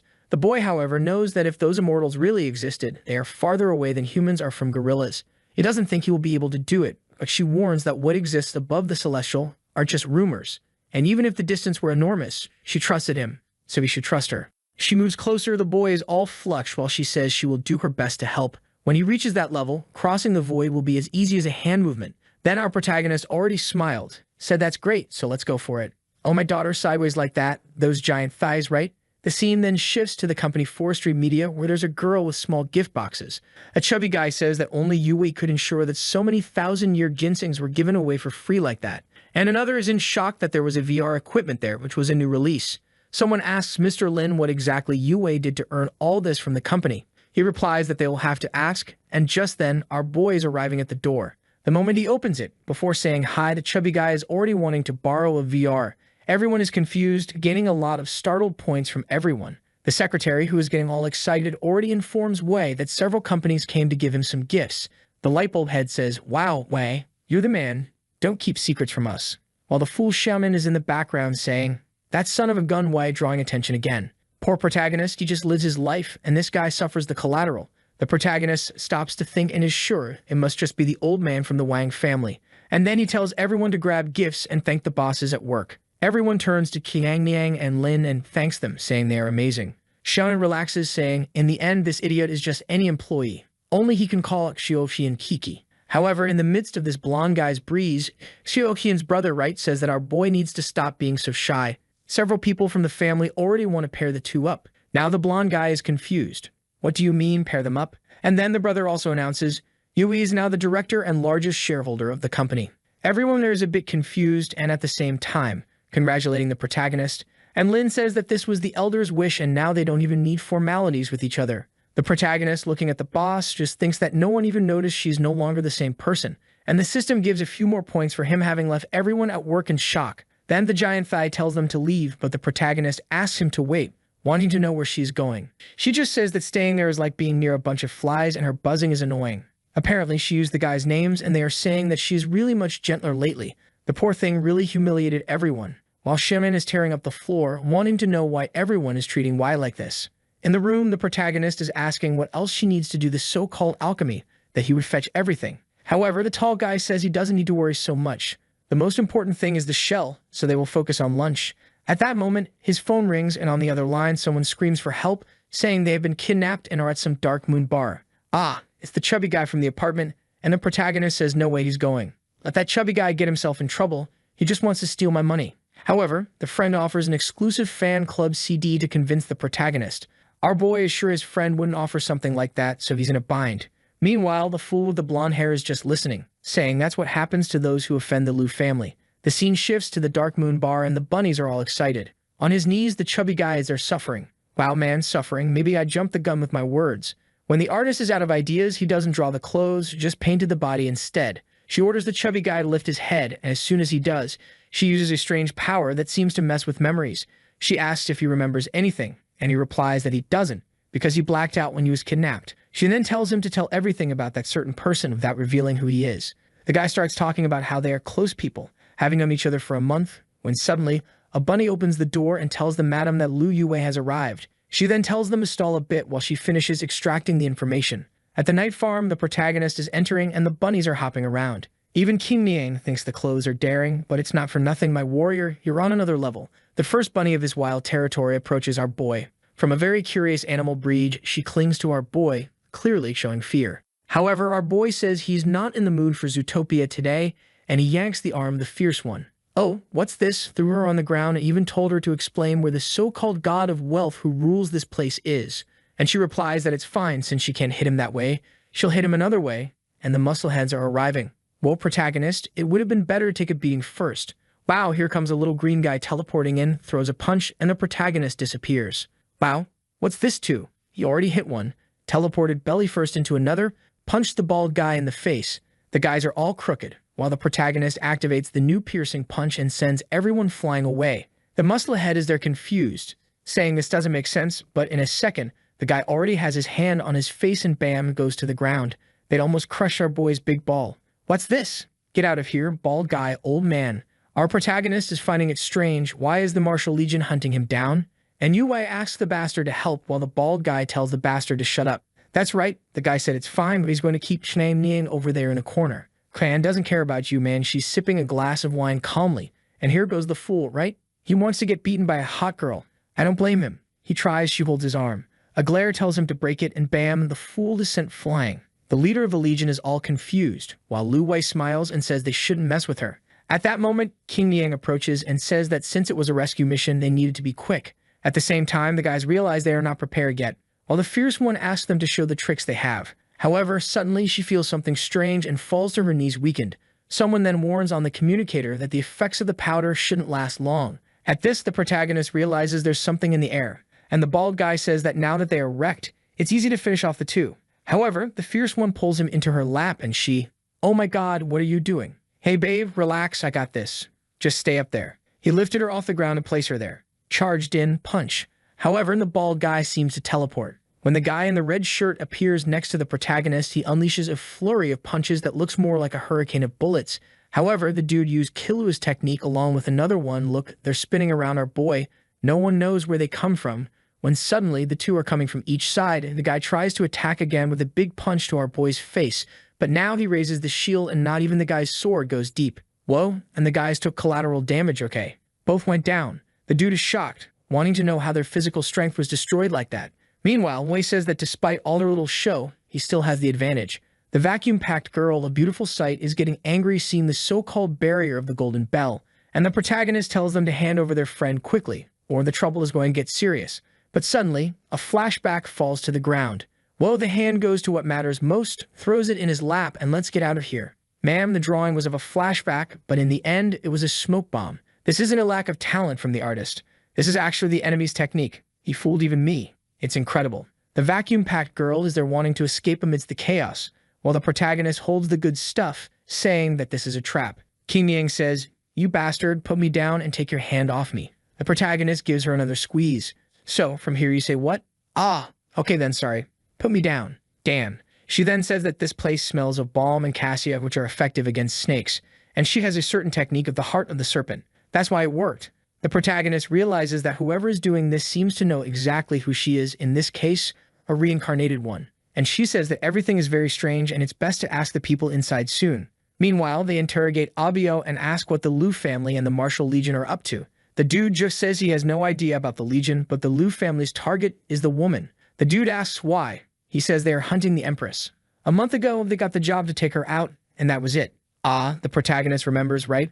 A month ago was when she took that Hadouken in the car. At that moment, he realizes that the target was actually Lin Maok, the original person of this world. And he wants to know who the client is, but Abio is going to say he doesn't know anything about that, but here, take this lunch remover to the stomach. Meanwhile, the protagonist turns like a plane on the runway and says they are going to investigate the Liu family, while the fool lying on the ground is shouting for help. Outside, the two are already leaving, saying that this Liu family is famous, they might end up wanting revenge. I was going to comment that the friend hasn't been saved yet, but look at the poor guy there, asking for help, saying he hasn't been saved yet. Elsewhere, the waitress is telling Shonen that the person he was looking for has arrived. However, the blonde guy says that the only person he wants to see right now is Hyoki, until our protagonist shows up all beaten up calling for him. He pretends to be dying and says, "Friend, the Martial Legion came to kill me. I don't have much time." Shonen comes over. "Are you sure? You're not fooling me, are you? You're going to die, right? Because finally some plan has to work out. For God's sake, you better die today." Liu Wei ignores him and just says, "The Liu family and the Martial Legion have teamed up. You're the only one left to protect her, shaman." At that moment, the scared little blonde says, "What? The Liu family wants to hit Shioki? Those bastards, they're going to die now." Immediately, he calls the two lost guards who I don't even know what they're doing there, and tells them to join forces to resolve this. He also tells our boy to conserve energy while the ambulance arrives, that he will show Shioki that he is the one who saves her. However, the girl was right there, and she comments that she didn't imagine he had this way with other people. Meanwhile, we see that Gu Shonen, when he was about to leave, was pulled by a chubby girl into a room. He asks how her recovery is going, and she sits on his lap saying she doesn't feel well. Her heart is warm with his arrival. Meanwhile, he also brings a paper list with the names of the people he is investigating. He goes all excited to grab the list, but she snatches it from his hand and says he'll have to call her Yun.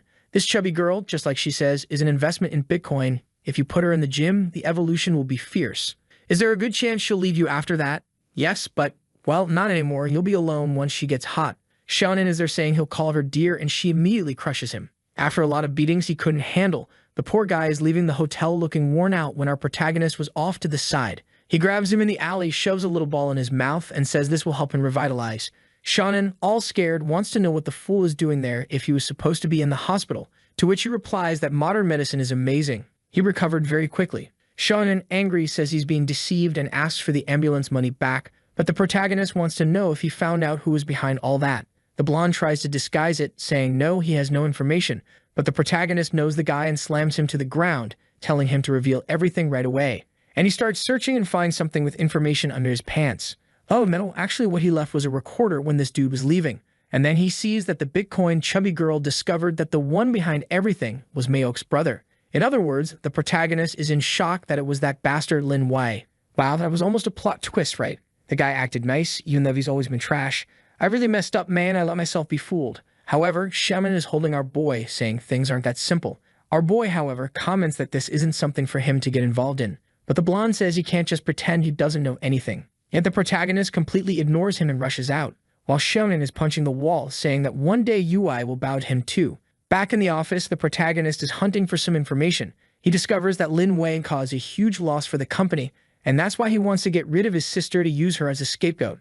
At that moment, she walks in asking why he didn't just call and let her know. She comes in all red, wanting to know what a mere mortal was investigating. The protagonist finds this a bit strange and asks why her face is so red. At that moment, she puts her hand on her forehead and says she has a perfect solution. Right away, the protagonist notices her weird heart-shaped eye. She had been taken over by the other personality. The Sasuke mark even appears on her shoulder. The protagonist is sure of it.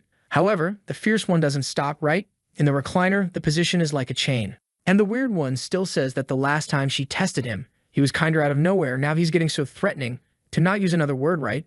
She says like tough. He's confused, wanting to know what this test business is. And the fierce one explains that she is a soul weapon that is separate from the body, basically another spirit. And it was the witch herself, Mayok, who saved her. In a flashback, we see Mayok all empress-like, right? Looking at a rare artifact. Wow, but she just broke it and said she wasn't interested in that. The moment she broke the dog's soul, there was nowhere to go, right? And she looked for a body to use as a vessel. The fierce one sat down, opened the shells, and started that huge cultivation. She absorbed along with that all the resentment that soul carried. The evil spirit tried to dominate her, and said that if she couldn't handle it, she should just give up and surrender. But obviously, right, she survived and ended up managing to use her as a weapon.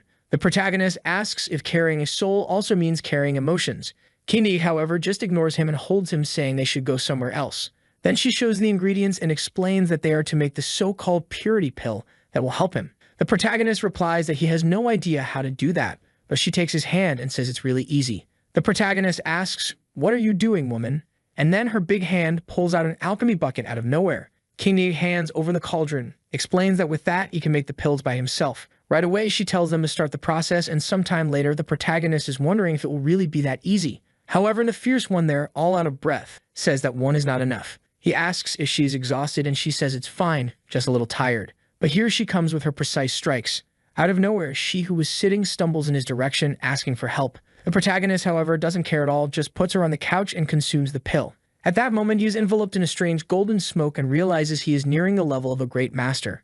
Now, with this, he would finally be able to deal with Liu Wei. The scene shifts to Liu Wei himself, arguing with his uncle about that damn investment he disapproves of. He's telling his uncle that investing in martial arts is essential for them not to sink. However, the uncle tells him to shut up and warns him that he is still ahead of this family. At that moment, a secretary there says she brought him tea to calm down. He thanks her, takes the tray, but throws something suspicious without the uncle noticing. He hands it to his uncle and asks him to please reconsider the investments.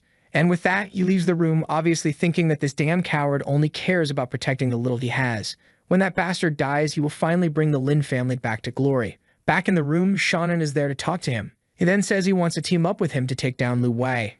However, Lin maintains his facade, saying he likes the kid Yue a lot, so why would he want to take him down? But Shonen just says he knows everything. They could team up to get rid of that kid soon. The scene shifts back to Zootopia, right? With the bunnies eager to work all day long. Meanwhile, the guy opens the door and says that UI had invaded the place. The henchman just tells him to let him in already while praising Shonen, saying that this plan is really perfect. And let's see if it's really perfect, because the protagonist barged in kicking the door. He immediately comes face to face with the bunny and two lamps coming his way. At that moment, Shonen says that the fool is screwed and warns that they can escape through a secret passage. The lamp tries to shoot, but his weapon looks more like a Nerf gun. The protagonist easily disarms two in a second. Crazy. And at that moment, Shonen gives Lin a hit on the back, fooling even us, right? Lin is all twisted, asking if he has gone crazy, while he grabs something and says he can't stand Liu Wei, but he also can't forgive a bastard like him who wants to harm Mayok. We see the moment he punched the wall, saying he would kill Yue. Our protagonist told him to just say what he wanted and ask for help. That's when they devise the plan. Now, Shonen smashes Lin's face, saying that this bastard deserves a beating. Crazy, but the vacuum-packed one suddenly appears there with a knife in hand. She tried to launch a beautiful attack on our boy who dodged. Wow, but she was immobilized. Damn, I thought she was more powerful. What's this, protagonist? Immobilized, but what position is that, man?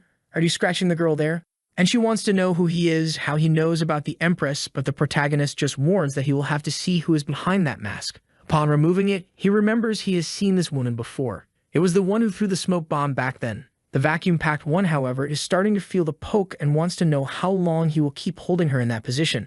The protagonist realizes that this fight was different from what he imagined and lets her go, apologizing. However, he's a fool, right? Because as soon as he let go, she tried to launch a spinning kick. However, in the end, she got screwed again and ended up in an even worse position. While the protagonist was pinning the vacuum-packed one, the fool Shonen was there, dominating the kid. However, he is so stupid that he managed to hit the side, raise his arm, and take a hit on the head. Wow, but Lin Wei was all messed up, getting up, saying he would have to flee to the east area.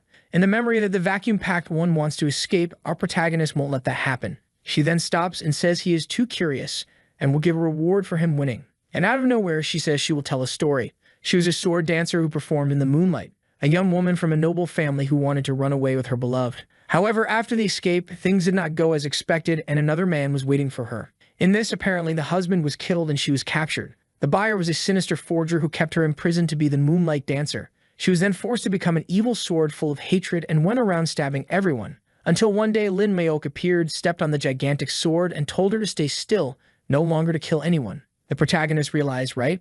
So she was the soul of a sword. And the rap one says yes, she's only telling all this because King Niang seems to trust him. Suddenly, she clings to our boy and asks if she can share this body of vitality.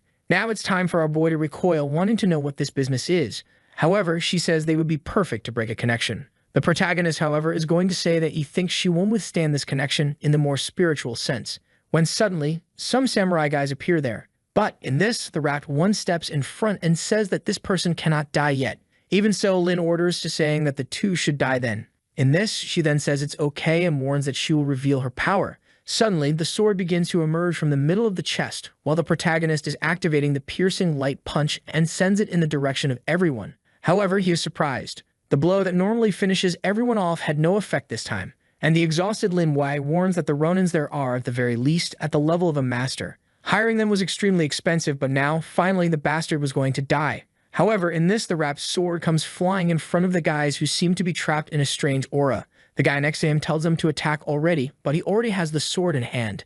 The guy insists, but obviously he gets cut. At that moment, she had taken control of his body and started massacring everyone. The crazy thing is, the rap one is there controlling everything. I thought she was on our protagonist's side, but suddenly she comes to attack him, and he is in shock, especially since she just defeated numerous masters. In this, she sends a barrage of punches at the possessed bastard.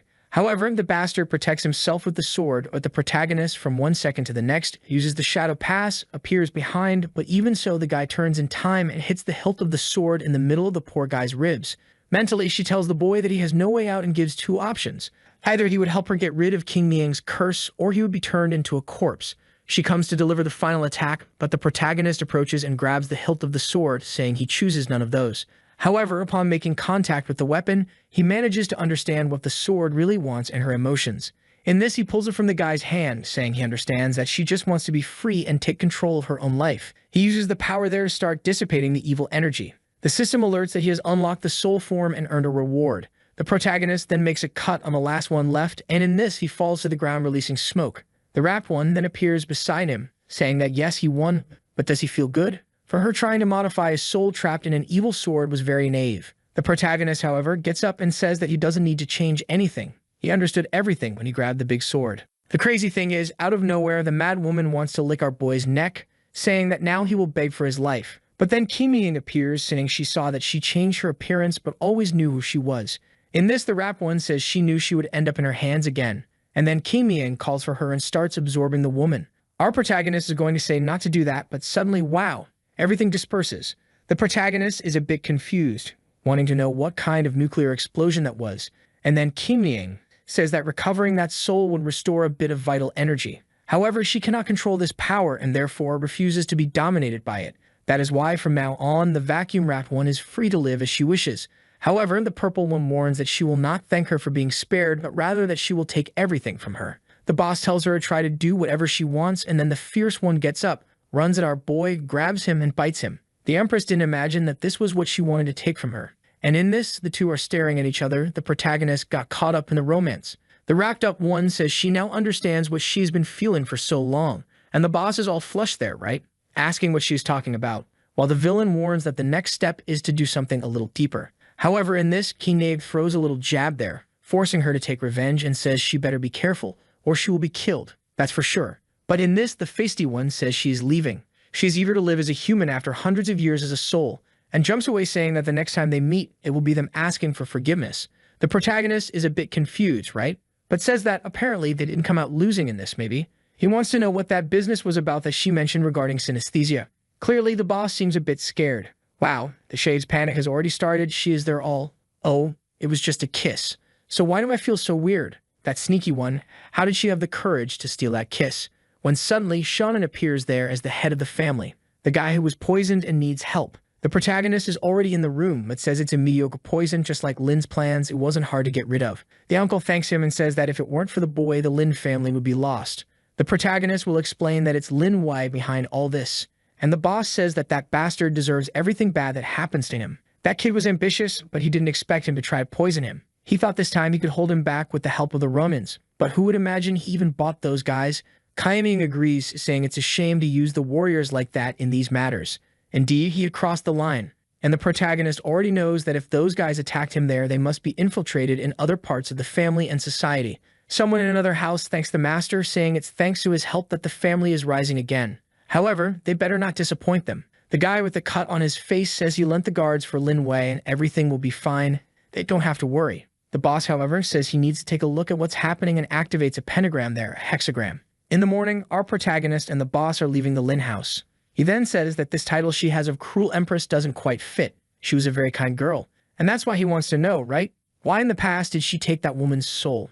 Not to mention that he also saw in the memory that she didn't use that evil sword. What Miok tells is that it would be a shame to depend on an artifact like that. The protagonist says that it really is what he expected from her answer. And in this, he also comments that she's always talking about this so-called kingdom. So alright, he now wants to personally visit that place. Strangely, her heart races there and she is a bit confused as to why. She thinks it's that woman who affects her feelings that is acting somehow. And in this, she says goodbye to our boy, saying she's going to investigate. The protagonist is a bit lost. Meanwhile, Ling is all messed up in an alley. Suddenly, she sees our protagonist and out of nowhere tries to throw a punch. He just steps aside and she falls like an idiot. He wants to know what the girl from the Wang family is doing there in such an accident. Suddenly, she wakes up in the room screaming Ronins. She wants to know what she is doing there because she was just being chased by them in the city. The protagonist, however, told her to stop making excuses, especially since she attacked him out of nowhere. Meanwhile, the poor girl barely woke up and is being beaten by Xiao Tu. Hold on, girl, no need to hit women like that. Man, the impact was so strong that it even triggered a memory flashback for the girl who remembers everything. She was interrogating a Ronin and asking about the bases and plans, when suddenly a reverse scanning spell appeared there to extract information from the guy. She tries to activate the fist technique to break this, but the result is obvious. Back in the room, she says that in this, the Ronin disappeared and she tried to follow. The protagonist realizes that the Wang family is also investigating these guys, but for now he decides to pretend he knows nothing. At that moment, Wang appears saying he has already sent for the manuals he requested. The protagonist feels a bit awkward seeing the fierce woman getting up there, all messed up. And in that, Xiao Tu notices and says that if he wants, she has some even better photos. He feels a bit confused, wanting to know what kind of messed up offer this is. Then he turns to Master Wang, who says he will give Ling to him, but not as his second option. She will have to be his main woman. However, the protagonist completely ignores this and whispers something in the old man's ear, who suddenly tells Xiao Tu to go prepare some tea right away. He then asks what this issue with the flaming fist is all about. The protagonist, looking at Ling, says he doesn't know exactly how, but he can perceive the flow of energy. The system explains that since he leveled up, his consciousness has also been increasing. He then tells Ling that the master's fermentation is caused by the way the fist is creating hidden damage.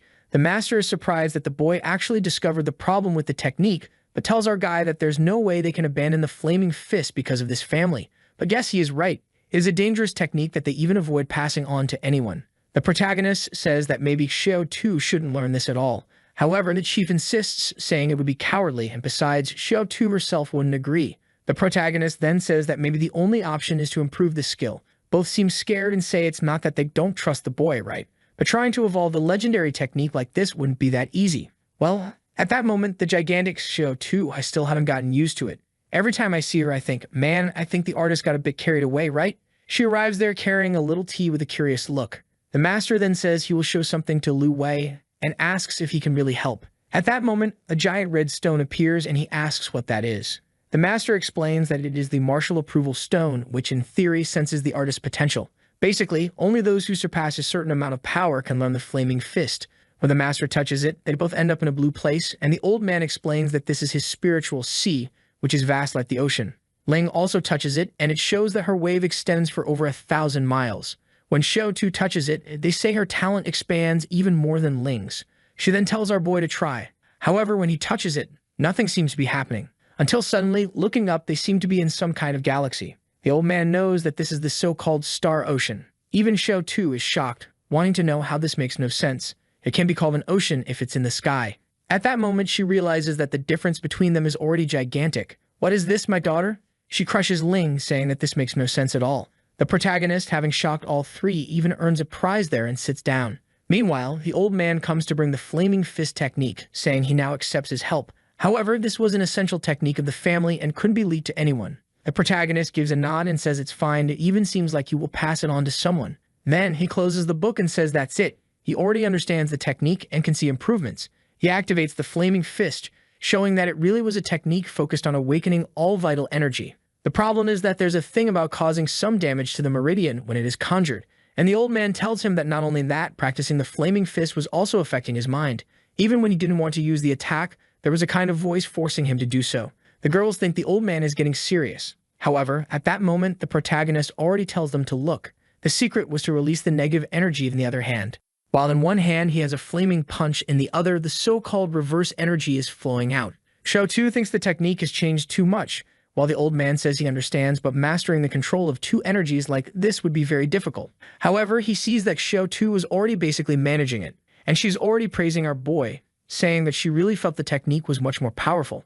At that moment, Ling, however, is asking the old man what he thinks the people infiltrating the city are looking for. He says that probably what is happening at Lake Lingshu is attracting a lot of attention. However, he is too old and doesn't have time to worry about such things. Ling tells the old man to stop pretending. She knows he will do something. He says there's no way to hide anything like this. He will have to take action. Before seeing this technique from Liu Yuai, he had given up, but now that he can practice the flame fist again, he will have to act. Meanwhile, at Emerald Peak, the protagonist is throwing things into the trees. The so-called milliner dew that accelerated plant growth. Lately, because his perception has been increasing, he can notice what happens around him without even looking. He decides to lie down there and feel the energy, but suddenly he sits up startled, feeling as if someone is bathing in the lake. From the sound of jingling jewelry, it must be a girl. The rascal thinks it's very dangerous to leave a girl alone in the forest. He will have to go take a look. When he arrives, there's a girl blushing with a fin in the water. He approaches, thinking she is drowning, but if the mermaid drowns, it's over. Then the world ends. Here goes the rascal. He dives in to save her, but then he sees the sly smile on her face. She then says he shouldn't have jumped in, and the protagonist wants to know where the girl's hands are. Wow, the girl is kind of a snake. She has no arms or legs, just the circular balls in the middle of her torso, right? And she says she will be kind and will kill him before eating him. The protagonist is confused, realizing he came here to do a good deed, but she's betraying him. While the girl says that if he fell into the hands of another, he would have suffered much more. She is there squeezing, saying, wow, how resilient he is, but she likes it that way, with a lot of vigor. She gets closer, telling him to stop resisting so much. The protagonist, to free himself, activates the flame fist and burns the rascal's tail. With her tail hot, she jumps into the water, wanting to know what this bastard did, while he says there's more to come. However, suddenly she appears scared, and a gigantic dragon is emerging behind the protagonist. The snake girl is about to flee, but the dragon tears her in half. Damn, wasting the whole design of the girl. Suddenly, the beast appears on the protagonist's back and stares at him. The protagonist is there, scared of the power the monster is emanating, when Kainyang grabs his arm and tells them both to run. Apparently, we are back in the forest and she is all wet, telling our boy that they were lucky that monster wouldn't want to come into the forest. She wants to dry off with her support, but it's not working anymore. In that, she explains that she was trying to cultivate the herbs, but the demon beasts destroyed everything. The protagonist is angry, saying that that bastard was all his. Wow, then he shifts to Xiang, who is saying goodbye to her fans with a smile. Was that the demon weapon? I think it is, right? The girl suddenly decided to become a streamer. She waves goodbye to her fans, saying she will see them another day, while the Empress is there wanting to know what she understands about the ethereal lake monster. The rascal sits there all crooked, saying she said she would beg next time. Now she is there asking for help. In that, King Ming says it's okay, so she will just absorb her soul again and look for someone else. Right then, Xiang proposes an information exchange and says that the demon is injured and recovering. The protagonist, however, says that creature is extremely powerful. It was difficult for that to coexist with humans. What he doesn't understand is how the Empress knew that Xiang would have this information. She then tells him that just before she ended up in this world, she had already lost contact with the weapon. Yue then understands, right, that the weapon Xiang had arrived in the world before the Empress. And she praises our boy, saying that yes, she's been living there for over a year. Probably, at the moment she left King Nang, the flow of time for her to reach that place was different. The protagonist now understood, right? I'm sorry, but I can't assist with that. In this, there will be a big bite on the balls while Sin realizes that the master, just like her, had been deceived. The dragon then turns and warns that now that the item has been consumed, he will finally be able to get the like in this video that helps Mamoru make more juicy content for his viewers, activate the cheeky little bell, and I'm out.